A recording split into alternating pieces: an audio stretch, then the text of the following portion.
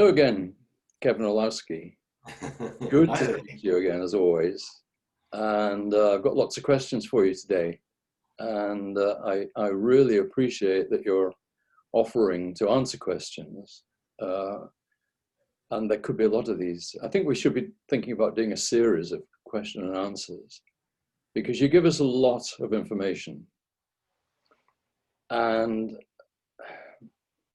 a lot of it begs questions. You know, people are going to ask all sorts of questions. And I think the thing is that you give us so much that people have not heard before, and also a lot that people can't kind of verify for themselves. And where would they go to verify it? Because the mainstream media and mainstream science, mainstream academia doesn't talk about the kind of things that you're telling us. So it's all up to you, really. That's funny. That's great. And it's always difficult to know where to start, but I suppose the place to start is at the beginning, really.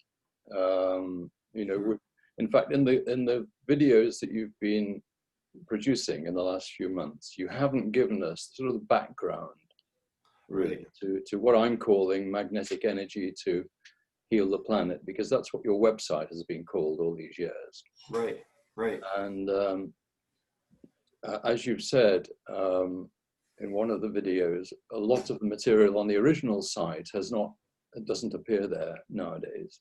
Right, right. But I think could you give us, you know, a good background, really, and sort of Sure. how you fit into it and the story. Well, and You know, what's the story? sure.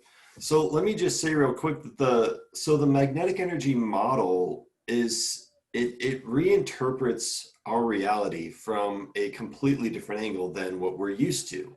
And I think that presents quite a challenge, especially to academia, like to scientists, because we're literally saying that everything they've been taught their whole lives is essentially wrong. And that is a very hard thing.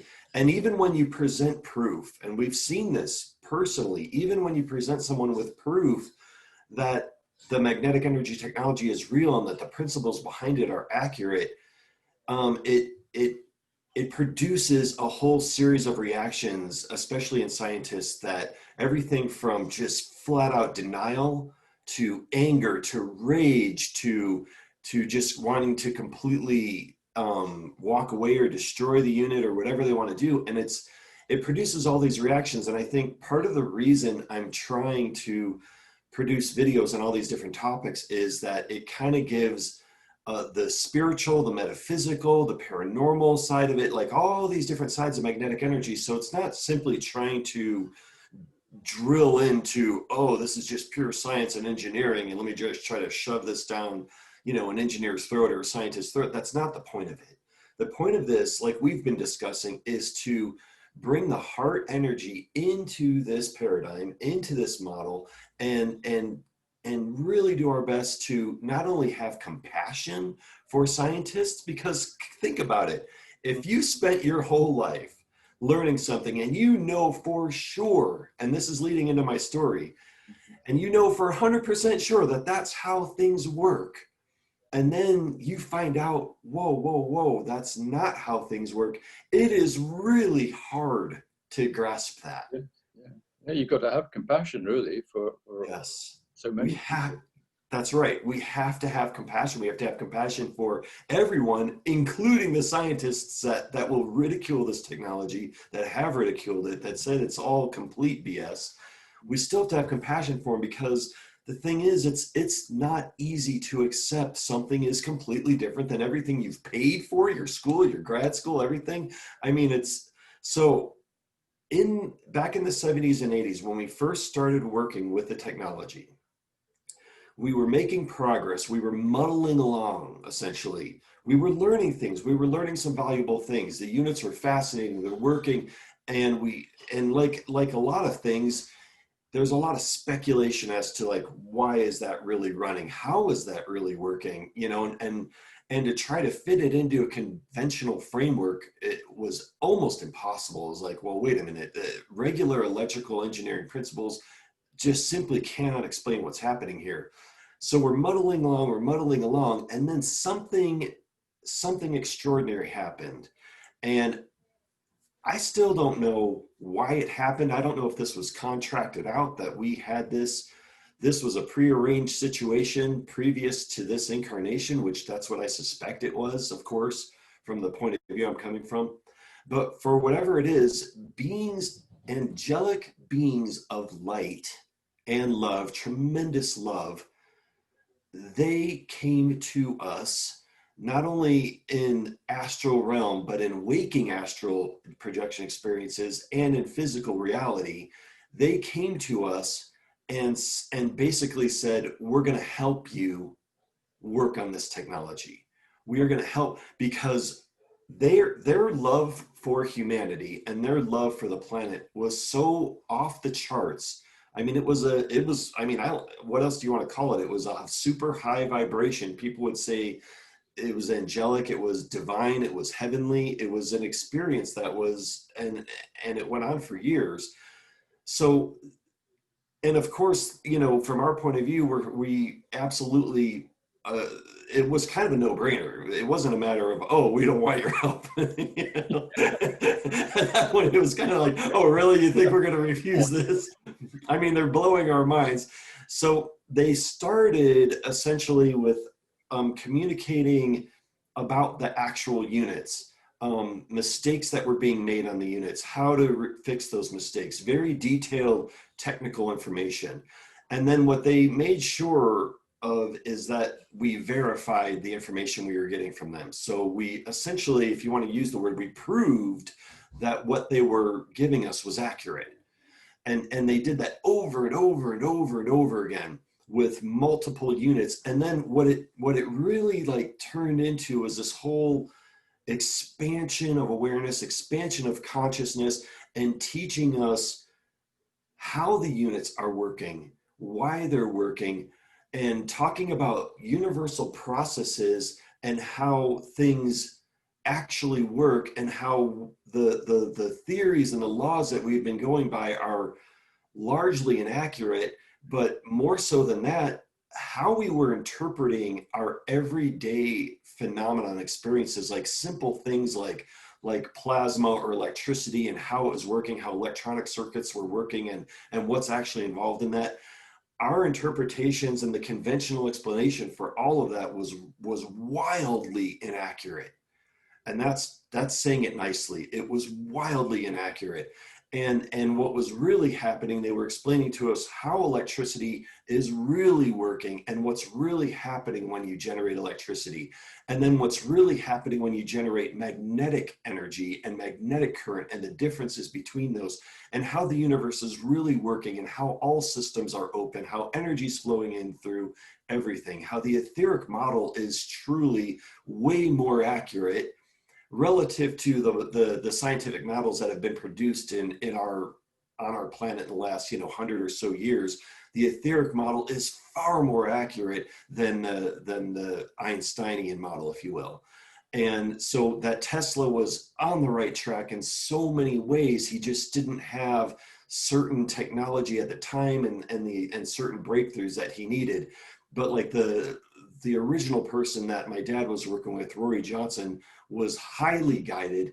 That engine, that magnetic energy engine, was right on the money, but the principles behind it, how it's actually working, the draw factor, the ionosphere, the universal flow, all the things I talk about in my videos, that's how we were explained. It was explained to us how all of that works and how everything kind of comes together in this universal model.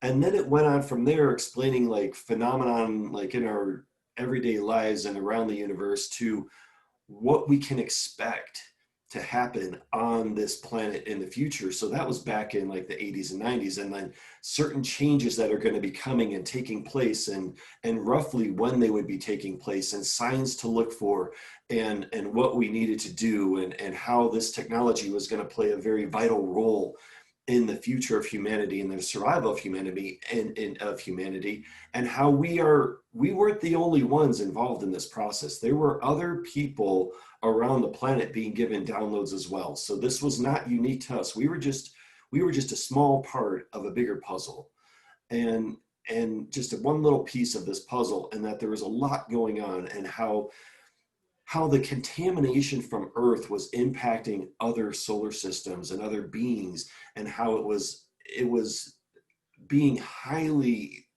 discussed, if you will, right after the first nuclear testing, how other beings immediately got involved, and a whole plan was essentially laid out for how to handle this planet, our planet, and how to make sure that things are changed in a relatively tight time frame to get us all through a pole shift and get us all through a switch and change in magnetic energy and vibration and pulse rate, so that we can move into a higher state of consciousness and move into new technology and stop essentially polluting the entire galactic region around us.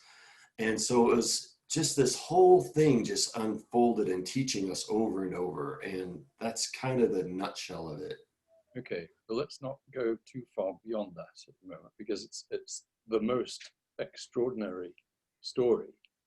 And I mean, in your experience, I mean, had you ever heard of anything of that nature ever happening? Not really, no. I mean, I've heard biblical stories and stuff, of angelic experiences and things like that. But there was one moment when we were all together, our team was all together, and we were discussing, like meditating, if you will, and all that.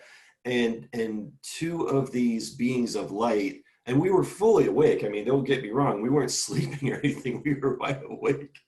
And two of these beings of light literally took me by the hands, my energy body, my astral body, if you will, by the hands, and lifted me out of my body and took me to source to learn, to experience, to raise vibration, whatever you want to say from a metaphysical or spiritual point of view.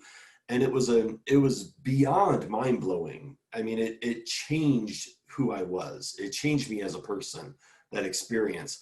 And I think they were doing that to us to like prep us for the information that we were getting, for the downloads that we would be getting, for the communication, and to make us, kind of more in sync, like in synchronization with the revelations that we were receiving. And so, and the presence of love, I'm telling you, this all comes back again to love. It's the craziest thing, because the presence of love they had was so overwhelming. It was so mind-blowing. And we knew at that moment, and we knew just with the whole experience, that this was all about bringing technology and love together for the survival of humanity. And that these beings had a deep, deep love for humanity and for the planet itself, as well as other beings. But it wasn't like, oh, we're just going to wipe you guys out, because you were bad or something, you see the old Christian, let's have another flood. Here comes Armageddon, I mean, like all these things. It wasn't like that at all. It was like, it was so much love. It was like, we're going to try to help humanity. We're going to try to rescue you. You guys are going down a road to extinction that is so close around the corner. You have no idea how close you are to making yourselves extinct. And we are going to do what we can to prevent that in a very detailed, perfectly orchestrated program, where we're giving information to people around the planet. We're making geophysical changes to the planet as well, but we're going to slowly seed in this information and do it very carefully, do it non-disruptively as much as possible. And then at the right time, it will just blow up it'll just expand and be accepted all over the globe, essentially. So all of this has just been this very carefully orchestrated, quiet little back, just a simple program to get these ideas, this technology out there, energetically out there, quietly out there. And then at the right moment, all of the magnetic technology will encompass essentially our entire existence, our whole planet, and help save us from the catastrophes that are imminent, essentially. You're saying that, I mean, you use the words angelic beings of light. I mean, in some ways, you know, because we've kind of grown up on Star Trek and that sort of thing, it might be easy Yeah, to imagine that it could have been like extraterrestrials who would have beamed down, you know, teleported down into your living it room and that sort of it thing. yep. But It absolutely could have been. I mean, from my point of view now, like when we look back at it or we talk about the experiences and stuff, and the communication. So what they did, at least this is my perception. Okay, so I can only give my perception on this. It seemed like what they did was they raised our vibration and raised us enough so that they could communicate with us. Essentially, how do you say it? Um, clear audient.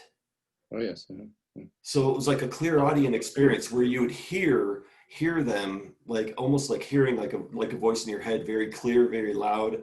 And so all of that process didn't stop for us.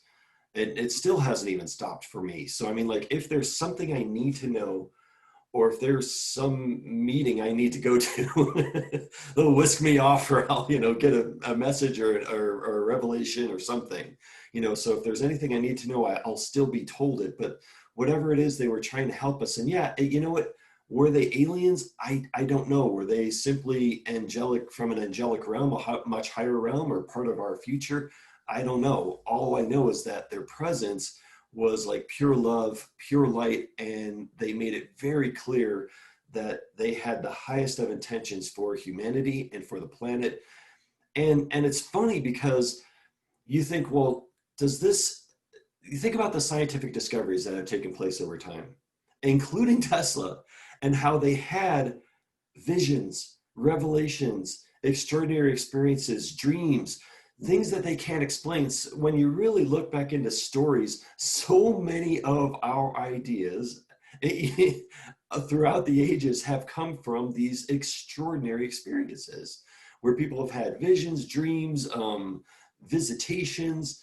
I even know people right now in my personal life that are brilliant scientists that literally have had so many of their ideas come from those type of experiences. And it's the, I guess what the point I'm making is that it's not totally crazy to have those experiences, and that there's a lot of interconnectivity between us and higher realms and other beings, and we're in an open system. And when you start thinking in terms of magnetic energy, I mean, they're right next door, so because we have this isolation, like the earth is so far away from everything that it's impossible to have any communication with other beings. But from a magnetic energy point of view, it's the exact opposite. We're right next door to each other. I mean, they're literally a seconds away, so it's When you talk about other scientists through the ages who've had these kind of revelations and so on, I mean, you're talking there about how there will be other beings who would kind of use the word interfere with the evolution of humanity and so yeah. on. Usually, perhaps it's in a positive way, but it's nevertheless it's sort of pushing us along, Right. helping us along, whatever. But let's see if we can get this in the right kind of perspective. What you were saying was that the beings who came to you were saying that if you don't get your act together, humanity is going to destroy itself. Right. That we're in Destroy the planet. very That makes deep sense. doo-doo. Hmm? Very deep doo-doo. And that we have to change and get our acts together like quick, like fast, within decades, relative to a larger time frame. Yeah, so there was absolutely huge significance to this, what was happening around. Yeah, well, they said there was huge significance from their point of view of what we felt like, or what we were being told, or what we were being communicated. That was the perspective that they were bringing to us. We weren't really thinking that way. We weren't really thinking, oh my God, humanity's doomed. I mean, as far as we could tell, everything seemed fine, other than all the normal issues, like the little wars here and there and all the, scarcity and all the BS around the planet. But we weren't really thinking in terms of like extinction. But I mean, they were literally like bringing the word up extinction, like we're getting so close to extinction that there have to be major changes that take place. So, No, you were saying we. Now, who was we? Who was involved at that stage? oh, just our core team at that time. And for security reasons, I can't even name the people on that team at this point because I can't say their names You must because have it's been pretty young enough. at that stage, were you? I was pretty young. Yeah, I was a teenager. So, Yeah. Uh-huh. but I gravitated toward all of this since I was a child. I worked with my dad on this stuff since I was young, even a child. And I grew up working in labs and shops and worked with my dad all the time on this. And then when the magnetic energy technology came into the picture, I was absolutely gravitated to it and just worked with him very closely on it from the get-go. So it was something that I was very closely involved with, and for whatever reason I resonated very, very much with it. So So all the detailed information you got about how to build these units. I mean, mhm. you'd started off pretty much from scratch, had you? And Well, not entirely from scratch because we already had working units. So I mean, we already had the proof and the this right in front of us at that point. So I mean, like, but the difference is though what they brought to the table, like we just had the little baby first step to what was happening, and what they brought to the table was exponentially way more profound and way greater than anything we could have even dreamed of. I mean, like it was off the charts basically. We had no idea. I mean, and my dad, we would laugh about it for years. We had absolutely no idea what we were getting into. Um, you know, but they we were were giving you all sorts of highly technical, detailed. highly technical details, technical processes, the mechanical processes involved, how pulse rates and the anti-gravity concepts and all of that play into the units, how every level, every little concept that I talk about on the videos and I've written about on the websites and stuff, every little thing, pretty much all those higher level concepts, we were taught pretty much all of that stuff. Because before that, the concepts that we had, we were barely muddling along with trying to even grasp how on earth are the units even working? Like, how do they even function? And so, they just took it to the whole next level and said, this is how this works. This is how these function. This is what you're doing wrong. This is what you need to change. This is what will make it better. And I mean, I'm talking down to details. You're at 0.25, it needs to be 0.28. Like, I mean, we're talking details, like just ridiculous level of detail. And I mean, everything down to that coil is being wound too tightly. You have to, that will constrict the flow for this particular process. You can't use a professional winding device. You have to wind that by hand or make your setting so that that is a loose coil. That has to be a loose coil. Otherwise the polarities will not work properly on that coil. Just like ridiculous levels of detail. You didn't have these beings kind of looking over your shoulder while you were working. I'm sure they were, and it would be funny if we ever get to revisit that. If you could, see them, they're probably standing over there going, "Oh, they just don't get it." Another mistake, another mistake. I was like, "Oh, these guys." And one of the biggest challenges of the whole process was, and it was this whole thing over and over, was you have to stop thinking electrically. You have to stop trying to incorporate all of these ideas into the electrical paradigm, because that's the problem. The electrical paradigm is the problem. And you have to move beyond that. You have to let go of all the things that you know as facts about electricity and how things work and how that really, how that runs the universe. That's all the problem. And yes, it does work, but it works at such a high cost and such a cost to the planet and to humanity and beyond that it's not sustainable. Electricity is not a sustainable power source. We were told that over and over. You have to stop with this. You don't think about using the magnetic units to make more electricity, because that's the first thing we all, we would think, oh my God, think about how many megawatts you could generate with this unit. My goodness, we'll just hook this thing right up to the grid. We're going to power the whole damn neighborhood with this thing. No, they're like, no, what are you doing? That's not the point of any of this. Stop that. You have to stop thinking electrically. And you have to embrace new ideas and new concepts that have to do with a flow of energy that is recycled back into the system, that doesn't force an etheric extraction like electricity does, but it attracts an etheric extraction with a neutral polarity. You have to get into a new model, because if you don't, you're going to just abuse this technology and it's not going to do what it's supposed to do. Not to mention, it's 1,000 times better than electricity, because it allows you to essentially formulate, reformulate, and deformulate matter at will, and have anti-gravitic devices and everything else. So, I mean, you've got to get beyond the old electrical model, because it's not helping humanity, and it's not a sustainable model. So, yeah. Well, I mean, I really do hope that our viewers can grasp the significance of all this, and the importance of all this. And I mean, it's, you know what we're like. It's easy to kind of dismiss all this talk about revelations and all the stuff that goes with it. But actually, the reality is that it did happen. It does happen. And in this instance, like you were saying, we were told to get the act together, and because if not, doomsday. Right. Well, and there's other people around the planet that got very, very similar information that we've talked to over the years, that had the same type of experiences, the same type of revelations.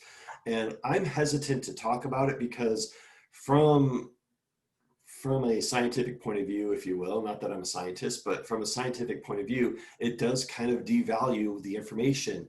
And that's one of the reasons why I'm hesitant to talk about it. But at the same time, I like to remind people that some of the most brilliant minds in our recent history had revelatory experiences. They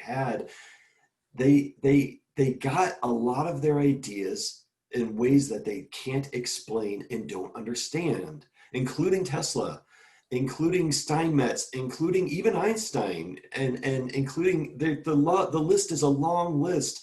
And even to this day, pretty famous physicists around the planet will talk about dreams that they have where they're lucid dreaming and they're being guided to solve a problem that they're working on. And they don't know exactly how it all works, but they're being guided, and they're getting extraordinary information that they didn't just simply get through trial and error in a lab. They came in with the solution to work. They came to work with the solution. I mean, they got it while they were lucid dreaming or astral projecting or whatever you want to call it. They had an experience, they had a visitation, they had a revelation. And it's more common than people think, but people don't like to talk about it. And I understand, because you don't want to be ridiculed. And like, oh God, another whack. It does actually seem to be something of a kind of general principle that when one reaches a stage of, should we say, expertise or commitment to a particular thing. I mean, people like singer-songwriters will say that they heard the melody in their dream, or they heard a lyric somehow, it just came to them somehow. Yes. And Right. and artists will say, this image just came to me, and it somehow that there is some sort of connection For sure. between ourselves and the universe, That's right. life. We're so highly connected on so many levels with higher beings, with angelic, if you want, angelic beings, higher consciousness. I mean, we're connected all the time. It's just a matter of how open are we to it. I mean, the magnetic energy technology, it was made so clear to us, this is a heart-centered, love-based technology. This is like heart stuff. The electrical stuff is more like head stuff, where you're trying to really hard to logically, rationally believe in something that doesn't necessarily resonate great in your heart, but you're seeing these results and you're seeing this, electrical things working and running, but it's not really resonating great in your heart. But we've learned as humanity to kind of tune out tune out our hearts and to ignore that energy. The magnetic energy is all about the heart. It's all about love. It's all about expanding that awareness. And I mean, you want to talk about the electricity is like just a beautiful example of patriarchy at its best. Pure raw masculine, forcing nature to bend at your will energy. And the magnetic energy is kind of like the return of the goddess energy, the balance of it, and like bringing that balance together so that we can have a more balanced humanity where we embrace our divine feminine side as well as our masculine side and bring the best of both worlds together and stop pushing the goddess off to the back, and think we're going to rule the world and rule nature with atomic bombs and electricity. Let's bring it all back together and bring love back into the equation. And so you kind of get the idea. You were saying that all of this was going on in the 70s and the 80s. Mostly 80s and 90s, and then still even into the 2000s. So and these beings were talking about the urgency of of getting our act together. yeah, And that's now what, the 3 decades ago. yeah. Well, Uh, and they made it clear that their time frame is a lot different, because when we think urgency, I'm like, you mean by like next month? Like we want instant gratification, instant results right now. But no, they made it clear that everything that they were doing time wise, and it's interesting because now that I've been down this road and we can look back and realize at a higher dimension how you can see all events at once. So time is not linear when you're at a higher dimension, and magnetic energy technology really allows you to kind of look at all events at once and see what's happening, so you're not trapped essentially in linear time. And so I can see that they started that process back then because that was part of a very long program, and they started it with a lot of people. Like I said, we were just one little example of what was going on around the globe. I've talked to enough people around the globe in different countries and everything. They had the same exact ideas, same exact concepts. The words might have been slightly different, but the concepts were right on the money. Like they were just paralleled to us. And they, in the same time frame, they were receiving the same type of information. So I think that was the very beginning of this program. And when they say the urgency is there, I think they were thinking in terms of decades. But it's also, though, that this decade that we're entering into, this kind of, from what my understanding and what I've been told, if you will, that this is the decade of transformation. We're entering into it right now. This is very, very pivotal on this planet, this next decade. So that was all essentially warm up and getting things prepared, getting things in place. And it got to that point where, okay, everything is locked in, everything's in place. Now it's just a matter of it unfolding and being executed. And so it's, so it's yeah, been developing quietly in the background over the last 30, 40 years, or what? I mean, it seems to have gone, to me, it seems to have gone sort of fairly quiet until fairly recently when you've started doing these videos. I mean, is it yeah. just because you feel that the time now is right to be bringing? Yeah, definitely. For whatever reason, the whole idea of doing the videos was very clear guidance that it was time for me to start doing those. Mhm. And that it was just that this is it. Okay, you got to start doing them right now, essentially. And so if I'm guided to do something, obviously I've got to do it. I mean, if I'm capable, I'm going to do it. I'm just going to do whatever I can to, help this process. And so, yeah, we'll see what's going to unfold from there. As far as the technology goes, there's been, I often talk about this, that there's top secret programs, there's government programs, there's black ops programs that have this technology. They've had it for a long time. Mm. And there's other various groups around the planet that have this technology, and they've had it, just been quietly hanging on to it or working with it. And I'm sure at some points those different parties will come into play as far as, the release of the technology. And so but I'm just going to continue to do whatever it is I'm guided to do. And if that, helps, then yeah, I'm happy to do my little part in this. So yeah, I'll just continue to just plug away, you know, Mm. so. Mm. So you don't know the exact timing of it, I don't but know the exact timing, but but yeah, we're entering into a pretty significant decade in the big picture, very significant. mm, So mm.